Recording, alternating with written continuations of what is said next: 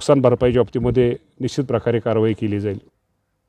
नाशिकमध्ये परप्रांतीय नागरिकांनी मुजोरी केली आहे। इमारतीमध्ये स्थानिक नागरिकांवर दादागिरी केलेली आहे। परप्रांतीय नागरिकांनी महिलेसोबत गैरवर्तन केलंय। या परप्रांतीयांना आता मनसे पदाधिकाऱ्यांनी चांगला चोप दिला आहे।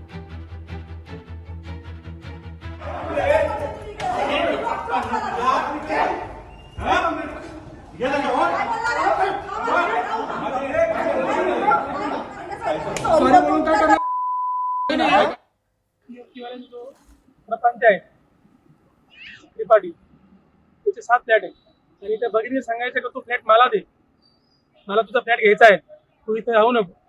आणि तिच्या समोर ते कपड्यावर फिरायचा, चुकायचा आणि रात्री बेरात्री तू कधी पण उठायचा आणि कधी पण तू सू करायचा, सी करायचा। त्या महिलेला खूप त्रास व्हायचा आणि त्या महिला त्यामुळे महाराष्ट्र सेनेकडे आल्यानंतर त्यांनी सांगितलं असं झालं। आम्ही त्याला विचारलं गेलो की आम्हाला पण अरे तुरे करायला लागले आणि आमच्या तर काही अक्षर आहे त्यांच्यावर त्यांनी रिव्हर काढलं। आम्ही त्याला चूप दिला आणि आम्ही त्याला पोलीस स्टेशनला घेऊन गेलो आणि त्यांनी सांगितलं 7 फ्लॅट, आम्ही त्याला सांगितलं 7 फ्लॅटमध्ये एक पण परप्रांतीय माणूस राहणार नाही, इथे सगळे महाराष्ट्रीयन लोक राहतील आणि याच्यानंतर त्या भगिनीला त्रास दिला गेला नाही पाहिजे।